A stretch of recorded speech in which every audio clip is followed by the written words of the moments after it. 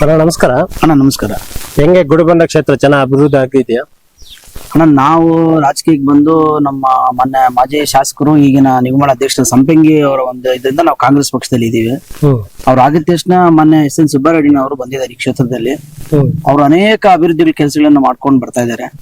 ಯಾಕಂದ್ರೆ ನಮ್ಮ ಭಾಗದಲ್ಲಿ ನೋಡ್ಬೋದು ರಸ್ತೆಗಳಾಗಿರ್ಬೋದು, ಪ್ರತಿ ಹಳ್ಳಿಯಲ್ಲೂ ಶುದ್ಧ ಕುಡಿಯುವ ನೀರು ಘಟಕಗಳಾಗಿರ್ಬೋದು, ಇನ್ನು ಹಲವಾರು ರೀತಿಯಲ್ಲಿ ಮತ್ತೆ ಬಡವರಿಗೆ ನಿವೇಶನ ನೀಡೋದಾಗಿರ್ಬೋದು. ಅದೇ ರೀತಿ ಇನ್ನ ಹೇಳ್ಕೊಳೋದು ಜಾಸ್ತಿ ಆಗುತ್ತೆ. ತುಂಬಾ ನಮ್ಗೆ ಅನುಕೂಲ ಮಾಡ್ಕೊಡ್ತಾ ಇದಾರೆ ನಮ್ಮ ಶಾಸಕರು. ತುಂಬಾ ಖುಷಿ ಆಗುತ್ತೆ ಅವರು ಈ ಭಾಗದಲ್ಲಿ ಶಾಸಕರಾಗಿದ್ದಕ್ಕೆ. ಇನ್ನ ಒಂದ್ ಹೇಳ್ಬೇಕಂದ್ರೆ ಇಡೀ ನಮ್ಮ ಒಂದು ಬಾಗೇಪಲ್ಲಿ ವಿಧಾನಸಭಾ ಕ್ಷೇತ್ರದಲ್ಲಿ ಸ್ವತಂತ್ರ ಬಂದಾಗಿಂದ ಕಂಟಿನ್ಯೂಸ್ ಆಗಿ 3 ಬಾರಿ ಯಾರು ಶಾಸಕರು, 2 ಬಾರಿ ಸಹ ಆಗಿಲ್ಲ.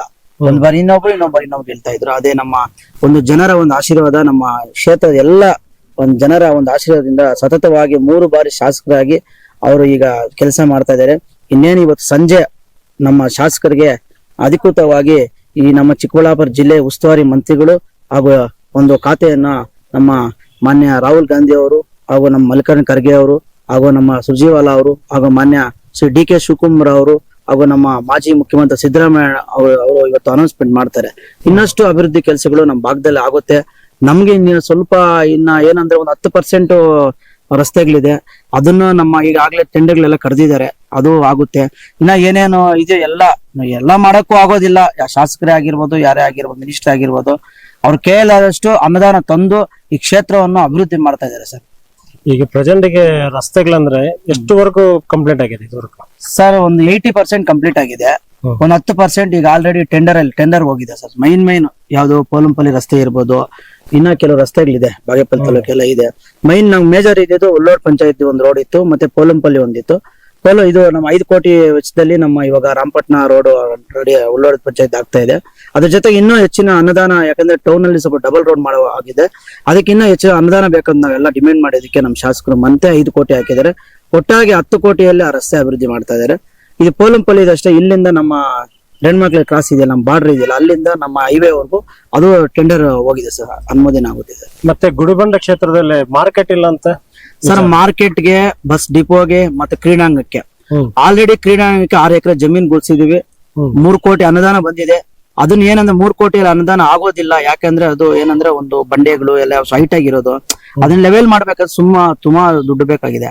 ಅದರಿಂದ ನಮ್ಮ ಶಾಸಕರು ಏನ್ ಕೇಳಿದ್ರೆ ಮತ್ತೆ 10 ಕೋಟಿ ಕೇಳಿದ್ದಾರೆ. ಈಗ ಏನು 3 ಕೋಟಿ ಬಂದಿದೆ ಅದನ್ನ ಒಂದು ನಾವು ಫಿನಿಶಿಂಗ್ ಹಾಕೋಣ, ಬೌಂಡ್ರಿ ಹಾಕೋಣ ಅಂತ ಹೇಳ್ಬಿಟ್ಟು ನಾವು ಆಲ್ರೆಡಿ ಅಧಿಕಾರಿಗಳು ಮತ್ತೆ ನಮ್ಮ ಶಾಸಕರು ಮತ್ತೆ ನಮ್ಮ ನಾಯಕರೆಲ್ಲ ಹೋಗಿ ನಾವು ಅದನ್ನ ನೋಡ್ಕೊಂಡ್ ಬಂದಿದ್ವಿ ಸರ್. ಮತ್ತೆ ಬಸ್ ಡಿಪೋದು ನಮ್ಗೆ ನಮ್ಮ ರಾಮಲಿಂಗಪ್ಪ ಅವ್ರನ್ನ ಹೇಳಿದ್ ನಾವು ಹೋಗಿದ್ವಿ. ಅವತ್ತು ಏನ್ ಹೇಳಿದ್ರು ಅಂದ್ರೆ ಇಲ್ಲಿ ಅದು ವಿತಿನ್ 30 ಕಿಲೋಮೀಟರ್ಸ್ ಅಲ್ಲಿ ಮಾಡಕ್ ಆಗೋದಿಲ್ಲ. ಅದಕ್ಕೆ ನೀವು ನಮ್ಮ ಶಾಸಕರು ಒತ್ತಾಯ ಮಾಡ್ತಾ ಇದಾರೆ, ನಮ್ಗೆ ಈ ಡಿಪೋ ಬೇಕೇ ಬೇಕು ಅಂತ ಹೇಳ್ತಾ ಇದಾರೆ. ಅದಕ್ಕೆ ನಿಮ್ಗೆ ಮಿನಿ ಡಿಪೋ ಅಂತ ಹೇಳ್ಬಿಟ್ಟು ಒಂದು ಮಾಡ್ಕೊಡ್ತೀವಿ. ಪ್ಲಸ್ ತರಬೇತಿ, ಇದು ಚಾಲಕರಿಗೆ ತರಬೇತಿ ಅಂತ ಸ್ಥಾನ ಮಾಡಿ ಒಂದಷ್ಟು ಬಸ್ಗಳನ್ನ ಬಿಡ್ತೀವಿ ಅಂತ ಹೇಳಿದ್ದಾರೆ. ಸರಿ ಅಂತ ಅದಕ್ಕೂ ನಾವು ಒಪ್ಕೊಂಡಿದೀವಿ ಸರ್. ಯಾಕಂದ್ರೆ ಒಂದೊಂದು ಸ್ಟೆಪ್ ಬೈ ಸ್ಟೆಪ್ ಹೋಗ್ಬೇಕು ಸರ್. ನಾವು ಒಂದೇ ಸಲ ಮಾಡ್ಬೇಕಂತ ಆಗೋದಿಲ್ಲ. ನಮ್ಮ ಹೋರಾಟ ಮಾಡ್ತಾನೆ ಇದ್ದಾರೆ. ನಮ್ಮ DSS ಗಂಗಪ್ಪ ಅವರು ಇರ್ಬೋದು, ಎಲ್ಲ ನಮ್ಮ ಹೋರಾಟಗಾರ ಎಲ್ಲ ಇದ್ದಾರೆ. ಯಾಕಂದ್ರೆ ನಮ್ಗೂ ಒಳ್ಳೇದಲ್ವಾ ಸರ್, ಬಸ್ ಒಳ್ಳೆ ಒಂದು ಘಟಕ ಆದ್ರೆ ಮುಂದಿನ ದಿವಸದಲ್ಲಿ ಆಗುತ್ತೆ ಸರ್. ಅಂದ್ರೆ 100% ನಮ್ಮ ಶಾಸಕರು ಹೇಳಿದ್ದಾರೆ, ಬರುವಂತ ಇನ್ನ ಒಂದು ವರ್ಷ 8 ತಿಂಗಳು ಏನು ಅವಧಿ ಇದೆ, ಆ ಅವಧಿಯಲ್ಲಿ ನಾನು ಒಂದು ಕ್ರೀಡಾಂಗಣ ಆಗಿರ್ಬೋದು, ಬಸ್ ಡಿಪೋ ಆಗಿರ್ಬೋದು, ಇವೆಲ್ಲ ಕಂಪ್ಲೀಟ್ ಮಾಡ್ತೀನಿ ಅಂದ್ಬಿಟ್ಟು ನಮ್ಗೆ ಭರವಸೆ ಕೊಟ್ಟಿದ್ದಾರೆ. ಅದೇ ರೀತಿ ನಮ್ಮ ಪಟ್ಟಣಕ್ಕೆ ಇವತ್ತು ಏನು ವಿದ್ಯುತ್ ಕಂಬಗಳು, ಡಬಲ್ ರೋಡ್ ಆಗಿದೆ. ಡಿವೈಡ್ಗೆ ಸುಮಾರು ಒಂದು 2 ಕೋಟಿಯಲ್ಲಿ ಕೆರೆಯಿಂದ ನಮ್ಮ ಅಂಬೇಡ್ಕರ್ ನಗರದವರೆಗೂ ಸಹ ನಾವು ಡಿಮ್ಯಾಂಡ್ ಮಾಡಿದ್ವಿ ಶಾಸಕರಿಗೆ. ಹಣ ಈ ತರ ಬೇಕೇ ಬೇಕಣ, ಒಂದು ನಮ್ಮ ನಗರ ತುಂಬಾ ಇದಾಗಿದೆ ಅಣ್ಣ ಅಂತಿದ್ದಾಗ ನಾವು ಶಾಸಕರು ಒಪ್ಕೊಂಡಿದ್ದೆ. ಆಲ್ರೆಡಿ ಒಂದ್ಸಲ ಹಾಕಿದ್ರು, ಕಾರಣಾಂತರಗಳಿಂದ ಸರ್ಕಾರ ಚೇಂಜ್ ಆಗಿದೆ. ಅವಾಗ ಬಿಜೆಪಿ ಸರ್ಕಾರ ಇತ್ತು. ಮತ್ತೆ ಹೊಸದಾಗಿ ಎಲೆಕ್ಷನ್ ಆದಾಗ ಅದೇನಾಯ್ತು ಅಂದ್ರೆ CM ಬದಲಾವಣೆ ಆದಾಗ ಗ್ರಾಂಡ್ಗಳು ಸ್ವಲ್ಪ ವಾಪಸ್ ಹೋಗಿದೆ, ಅದರಲ್ಲಿ ಹೋಗಿದೆ ಸರ್. ಅದಕ್ಕೆ ಈಗ ಮುಂದಿನ ದಿವಸದಲ್ಲಿ ಹಾಕಿದ್ದಾರೆ ಆಲ್ರೆಡಿ. ಈಗ ಇದನ್ನು ಇನ್ನು ಹಲವಾರು ಮತ್ತೆ ಪಲ್ಲೆಗಾರ ಇದ್ರೆ 5 ಎಕರೆ ಇದೆ ಸರ್, 280 ಸೈಟ್ ಇದೆ ಸರ್ ಅಲ್ಲಿ. ಅದನ್ನು ನಾವು ಹತ್ತಿರದಲ್ಲಿ ನಮ್ಮ ಗುಡಿಬಂಡೆ ಪಟ್ಟಣ ಜನತೆಗೆ ಕೊಡ್ತೀವಿ. ಮತ್ತೆ ಇಲ್ಲಿ ನಮ್ಮ IB ಪ್ರವಾಸ ಹಿಂದೆ ಒಂದು 5 ಎಕರೆ ಈಗ ನಾವು ಪ್ರಸ್ತಾವನೆ ಕಳಿಸಿದೀವಿ ಸರ್, ಅದು ಆಗುತ್ತೆ ಸರ್. ಮತ್ತೆ ಇಲ್ಲಿ ನಮ್ಮ ಅಂಬೇಡ್ಕರ್ ನಗರದಲ್ಲಿ ಹಿಂದೆ ತಾಯಿ ಮಗುಗೆ ಅಂತ ಹೇಳ್ಬಿಟ್ಟು ಒಂದು ಇದಿಟ್ಟಿದೀವಿ ಸರ್ ನಾವು ಜಾಗನ. ಅದನ್ನು ಸಹ ಬಡವರಿಗೆ ನಿವೇಶನ ಕೊಡಬೇಕು, ಬಡವರಿಗೆ ನಿವೇಶನ ಕೊಟ್ಟು ಮನೆ ಕಟ್ಕೊಡ್ಬೇಕಂತ ಹೇಳ್ಬಿಟ್ಟು ನಮ್ಮ ಶಾಸಕರು ಪಣ ತೊಟ್ಟಿದ್ದಾರೆ ಸರ್. ಅದನ್ನು ಸಹ ಮಾಡಿ ಸುಮಾರು 15 ಎಕರೆ ಒಂದೇ ಸಲ ಮಾಡ್ಬಿಟ್ಟು ಪ್ರತಿಯೊಂದು ಸುಮಾರು ನಮ್ಮ ಗುಡಿಬಂಡೆ ಪಟ್ಟಣದಲ್ಲಿ 900 ಅರ್ಜಿಗಳು ಕೊಟ್ಟಿದ್ದಾರೆ ಸರ್. ನಾನು ಆಸ್ ಎ ಪಟ್ಟಣ ಪಂಚಾಯತ್ ನಾಮಿನಿ ಸದಸ್ಯನಾಗಿದ್ದೀನಿ. ನಾನು ಯಾಕಂದ್ರೆ ನನಗೂ ಗೊತ್ತಿದೆ, ಎಲ್ಲ ವಿಷಯಗಳೆಲ್ಲ ಗೊತ್ತಿದೆ. ಆದ್ರೆ ನಾನು ಎಮ್ ಎಲ್ ಅವ್ರ ಆಪ್ತರಾಗಿದ್ದೀನಿ, ಎಲ್ಲ ಗೊತ್ತಿದೆ ವಿಚಾರ. 900 ಅಪ್ಲಿಕೇಶನ್ ಇದೆ ಸರ್. ಶಾಸಕರಿದ್ದಾರೆ, ಇದನ್ನೆಲ್ಲ ಕೂಲಂಕುಷವಾಗಿ ನಮ್ಮ ಎಲ್ಲ ಸರ್ವೆ ಮಾಡಿಬಿಟ್ಟು ಆಶ್ರಯ ಕಮಿಟಿ ಅವರು ಇದ್ದಾರೆ ಸರ್, ಅವ್ರ ಜೊತೆ ಎಲ್ಲ ಕುತ್ಕೊಂಡು ಎಲ್ಲ ಸಭೆಗಳು ಮಾಡಿದ್ದಾರೆ. ಆಲ್ರೆಡಿ ನಾವು 1-2-3 ಸುತ್ತು ಆಗಿದೆ. ಅಂದ್ರೆ ಯಾರು ಫೀಸಿಬಿಲಿಟಿಗೆ ಇರ್ತಾರೋ, ಯಾರು ಬಡವರು ಇರ್ತಾರೋ ಅವ್ರು ನಿವೇಶನ ಕೊಡ್ಬೇಕಂದ್ಬಿಟ್ಟು ನಾವು ಫಿಕ್ಸ್ ಆಗಿದ್ದೀವಿ ಸರ್. ಮತ್ತೆ ಗುಡಿಬಂಡೆ ಕೆರೆ ಕಟ್ಟೆ ಮೇಲೆ ಇರುವಂತ ಲೈಟ್ಗಳು ಈಗ ರನ್ನಿಂಗ್ ಅಲ್ಲಿ ಇದೆಯಾ? ಇಲ್ಲ ಸರ್, ಅದು ಏನಾಗಿದೆ ಅಂತಂದ್ರೆ ಸುಮಾರು ನನಗೆ ಗೊತ್ತಂಗೆ ಒಂದು 18 ವರ್ಷ ಮೇಲೆ ಆಗಿದೆ ಸರ್ ಅದು ಹಾಕಿ. ಮತ್ತೆ ಅಲ್ಲಿ ಸುಮಾರು ಆಕ್ಸಿಡೆಂಟ್ ನಡೀತೈತೆ ಸರ್ ಆಗ್ತಾ ಇದೆ. ಕೆಲವರು ನೋಡಿ ಸರ್, ಗಮನ ತಗೊಂಡಿಲ್ಲ ನಮ್ಮ ಸರ್ಕಾರ. ಇಲ್ಲ ಅದಕ್ಕೆ ಇವಾಗ ಹೇಳಿದ್ನಲ್ಲ ಸರ್, ನಾನು ಅಲ್ಲಿಂದ ಕೆರೆ ಹತ್ರ ಇಂದ ಅಂಬೇಡ್ಕರ್ ನಗರ ತನಕ ನಾವು ಇವಾಗ 2 ಕೋಟಿ ಅನುದಾನ ಹಾಕಿದೀವಿ. ಏನಕ್ಕೆ? ವಿದ್ಯುತ್ ಕಂಬಗಳು. ಈಗ ಟೌನ್ ಅಲ್ಲಿ ಲೈಟ್ ಇಲ್ಲ ಅಂದ್ರೆ ಅಂಗಡಿಗಳು ಇರ್ತವೆ, ಲೈಟ್ ಇರ್ತದೆ. ಸೊ ಕೆರೆ ಕಟ್ಟೆ ಮೇಲೆ ಇಂಪಾರ್ಟೆಂಟ್. ಟೌನ್ ಅಲ್ಲಿ ಲೈಟ್ ಇಗ್ಲಿದೆ. ನಾವೇನಂದ್ರೆ ನಗರ ಚೆನ್ನಾಗಿ ಕಾಣಿಸ್ಬೇಕು, ಬೆಳಕಾಗಿ ಇರ್ಬೇಕಂತಂದ್ರೆ ಒಂದು ಡಿವೈಡರ್ ಅಲ್ಲಿ ಲೈಟ್ ಹಾಕಿದ್ರೆ ತುಂಬಾ ಚೆನ್ನಾಗಿ 2 ಕಡೆ ಹಾಕಿದ್ರೆ ಚೆನ್ನಾಗಿರುತ್ತೆ ಸರ್. ಹತ್ತಿರದಲ್ಲೇ ವಿತಿನ್ 6 ಮಂತ್ಸ್ ಒಳಗಡೆ ನೀವ್ ಹೇಳ್ದಂಗೆ ಇವತ್ತು ನಾನು ಹೇಳ್ತಾ ಇದ್ದೀನಿ ನೋಡಿ ಸರ್, ಅಲ್ಲಿಂದ ಹಿಡಿದು ಇಲ್ಲೂ ತನಕ ನಾವು ಲೈಟಿಂಗ್ ವ್ಯವಸ್ಥೆ ಮಾಡ್ಕೊಡ್ತೀವಿ ಸರ್. ಮತ್ತೆ ಇನ್ನೊಂದು ಆರೋಪ ಇರೋದ್ರೆ ಮೇನ್ ಇಲ್ಲಿ ಶಾಸಕರು ಇಲ್ಲಿ ಕರೆಕ್ಟ್ ಆಗಿ ತಿಂಗಳಿಗೋ 2 ತಿಂಗಳಿಗೋ ಬರ್ತಾರಂತೆ, ನಿಜಾನಾ? ಒಂದ್ ಹೇಳ್ತೀನಿ ನೋಡಿ, ಇಡೀ ನಾವು ಯಾವಾಗ ಜೊತೆಲಿ ಇರ್ತೀವಿ ಸರ್, ಶಾಸಕರು ಎಲ್ಲಿ ಬಂದ್ರೆ ಅಲ್ಲಿ ಹೋಗ್ತಾ ಇದ್ದೀವಿ ನಾವೆಲ್ಲರೂ. ಯಾಕೆ ನಾನು ಹೇಳ್ತೀನಿ ನೋಡಿ, ಸೋಮವಾರ, ಬುಧವಾರ, ಶುಕ್ರವಾರ, ಶನಿವಾರ ಈ 4 ದಿನ ಕಂಪಲ್ಸರಿ ಬಂದೇ ಬರ್ತಾರೆ ಸರ್. ಗುಡಿಬಂಡೆ ಕಾರ್ಯಕ್ರಮಗಳಿದೆ, ಗುಡಿಬಂಡೆಗೂ ಬರ್ತಾರೆ ಕಂಪಲ್ಸರಿ. 4 ದಿನ ಬಾಗೇಪಲ್ಲಿ ಇದ್ದೇ ಇರ್ತಾರೆ ಸರ್. ಬುಧವಾರ ಜನತಾ ದರ್ಶನ ಮಾಡ್ತಾರೆ, ಶನಿವಾರ ಇಲ್ಲಿ ಇತ್ತು ಕಾರ್ಯಕ್ರಮ. ಕೆಲವು ಮಾಡಿದ್ವಿ, 1-2-3 ತಿಂಗಳು ಮಾಡಿದ್ವು ನಾವು, ಜನ ಬರ್ಲಿಲ್ಲ. ಅದಕ್ಕೆ ಏನ್ ಮಾಡಿದ್ರು ಶಾಸಕರು, ಏನ್ ಮಾಡಿದ್ರು, ತಿಂಗಳಿಗೆ ಸುಮಾರು ಒಂದು 5-6 ದಿನ ಇಲ್ಲಿಗೆ ಬರ್ತಾರೆ ಸರ್, ಗುಡಿಬಂಡೆಗೆ ಬರ್ತಾರೆ. ಅಲ್ಲಿಗೆ ವಾರಕ್ಕೆ 4 ಸಲ ಬರ್ತಾರೆ ಸರ್ ಬಾಗೇಪಲ್ಲಿಗೆ. ಮತ್ತೆ ಇನ್ನೊಂದು ಆರೋಪ ಶಾಸಕರ ಮೇಲೆ ಭೂ ಕಬ್ಜಾ ಆಗಿದೆ ಅಂತ, ನಿಜಾನಾ? ಸರ್ ನಿಜವಾಗ್ಲೂ ಹೇಳ್ತೀನಿ ನೋಡಿ ಸರ್, ಇಡೀ ನಾನು ಅವ್ರ ಜೊತೆ 13 ವರ್ಷಗಳಿಂದ ಇದ್ದೀನಿ ಸರ್. ಅವ್ರ ಹತ್ರ ಯಾವ್ದು ಜಾತಿ ಇಲ್ಲ, ಭೇದ ಇಲ್ಲ, ಧರ್ಮ ಇಲ್ಲ ಸರ್. ಯಾವ್ದೇ ಬಡವ ಹೋಗ್ಲಿ ಸರ್, ನನ್ ಕಷ್ಟ ಸರ್ ಈ ತರ ಇದೆ ಅಂದ್ರೆ ಅವ್ರು ಕೆಲಸ ಮಾಡ್ಕೊಡ್ತಾರೆ ಸರ್. ಇದುವರೆಗೂ ನಾವು ನೋಡ್ದಂಗೆ ಕಣ್ಣಂಗೆ ಎಲ್ಲೂ ಅವ್ರ ಹೆಸರಲ್ಲಿ 1 ಕುಂಟೆ ಜಮೀನ್ ಇಲ್ಲ ಸರ್. ಸುಮ್ಮನೆ ಇವಾಗ ಆರೋಪ ಹೇಳ್ತಾ ಇದಾರೆ. ಅದು ಸೋಮಲಾಪುರದ ಏನ್ ಅಂದ್ರೆ ಸರ್ವೆ ಅದು 163 ಎಕರೆ ಇದೆಯಲ್ಲ ಸರ್, ಅದು ಏನ್ ಮಾಡಿದಾರೆ ಅಂದ್ರೆ ಅದು ಬರೀ 38 ಎಕರೆ ಮಾತ್ರ ಸರ್ಕಾರದಂದೆ ಸರ್ ಅದು. ಯಾಕಂದ್ರೆ ನಮಗೂ ಅದ್ರ ಬಗ್ಗೆ ಡೀಟೇಲ್ಸ್ ಗೊತ್ತಿಲ್ಲ. ಮೊನ್ನೆ ನಾವು ಇದೇ ಪ್ರೆಸ್ ಮೀಟ್ ಕೊಟ್ಟಾಗ ನಾನು ಕೇಳಿದೆ ಅದನ್ನ, ಅವ್ರು ಹೇಳಿದ್ರು, ನಮ್ಮ ಗಂಗಪ್ಪಣ್ಣ ಅವ್ರು ಹೇಳಿದ ಡೀಟೇಲ್. ಯಾಕಂದ್ರೆ ಗಂಗಪ್ಪಣ್ಣ ಅವರು ಇಡೀ ನಮ್ಮ ತಾಲೂಕಲ್ಲಿ ಅವರು ದಲಿತ ಸಂಘ ಸಂಸ್ಥೆ ಒಂದು ಇದು ನಾಯಕರು ಅವರು.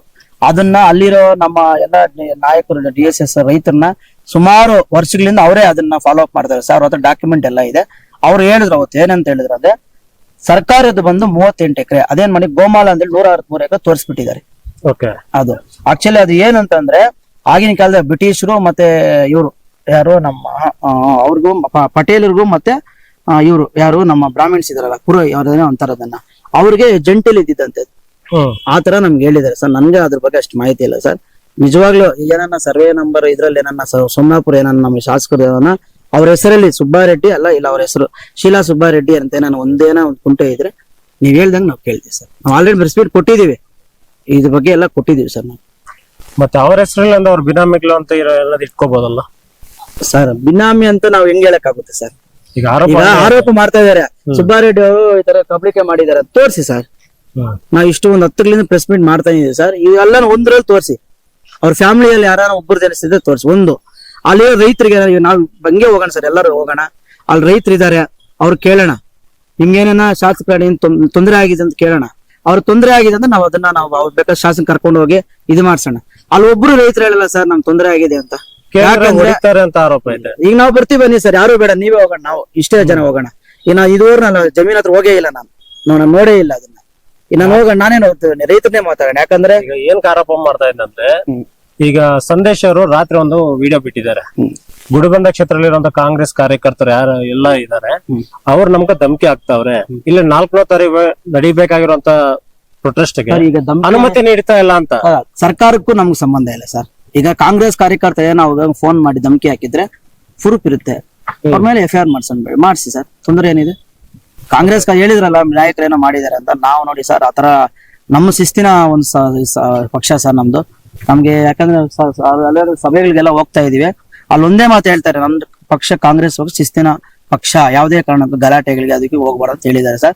ನಾವೇನೇ ಕಾಂಗ್ರೆಸ್ ಕಾರ್ಯಕರ್ತರು ಯಾರೇ ಒಬ್ಬ ನಾಯಕರು ಒಂದು ಫೋನ್ ಮಾಡಿ ಧಮಕಿ ಹಾಕಿದ್ರೆ ಕಂಪ್ಲೇಂಟ್ ಕೊಡ್ಲಿ, ಅವ್ರ ಮೇಲೆ FIR ಆಗುತ್ತೆ. ಕಾನೂನು ಇದೆಯಲ್ಲ ಸರ್, ಕಾನೂನು ಮುಂದೆ ಯಾರು ಏನಿಲ್ಲ ಸರ್.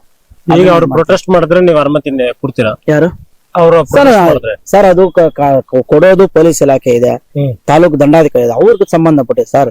ಪ್ರತಿಭಟನೆ ಮಾಡ್ಬೇಕಂದ್ರೆ ಈಗ ನಾವು ಏನೋ ಪ್ರತಿಭಟನೆ ಮಾಡ್ಬೇಕಂದ್ರೆ ನಾವು ಫಸ್ಟ್ ಎಲ್ಲಿ ಕೊಡ್ತೀವಿ ಅಂದ್ರೆ ಸ್ಟೇಷನ್ ಆಗಿ ಪರ್ಮಿಷನ್ ತಗೋತೀವಿ. ಅವ್ರು ಕೊಟ್ರೆ ಮಾಡುದು ಇಲ್ಲ ಮಾಡಲ್ಲ ಸರ್. ನಾವು ಸುಮಾರು ನಮಗೂ ಆತರ ಹೇಳಿದ್ದಾರೆ ಸರ್ ಮಾಡಿ ಟೈಮಲ್ಲಿ. ಇನ್ನೂ ಒಂದ್ ಹೇಳ್ತೀವಿ ನೋಡಿ, ನಮ್ಗೆ ಇನ್ನೂ ಒಂದು ಗಣೇಶ ಹಬ್ಬ ಮಾಡ್ತೀವಿ ನಾವಿಲ್ಲಿ. ಅಲ್ಲಿ ಒಂದು ಎಲ್ಲಾ ಊರಲ್ಲೂ ಡಿಜೆ ಅನ್ನೋದು ಮಾಡ್ತಾರೆ. ಏನೋ ನಮ್ಮೂರಲ್ಲೂ ಮಾಡೋಣ ಅಂತಂದ್ರೆ ನಾವು ಹೋಗಿ ಕೊಟ್ಟಾಗ ಅದು ರಿಜೆಕ್ಟ್ ಮಾಡಿದ್ರು.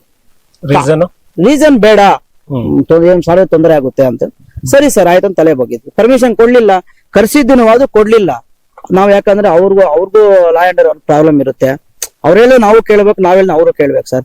ಇದೇನಂದ್ರೆ ಪ್ರಜಾಪ್ರಭುತ್ವ ಸರ್. ಇದು ಎಲ್ಲರೂ ಒಂದಾಗ ಹೋದ್ರೇನೆ ಸರ್ ಸಮಾಜದಲ್ಲಿ ನಾವು ಚೆನ್ನಾಗಿರುತ್ತೆ. ಈಗ ನೀವು ಸಂದೇಶ ಇಲ್ಲಿ ಸ್ವಾಗತ ಕೊಡ್ತೀರಾ?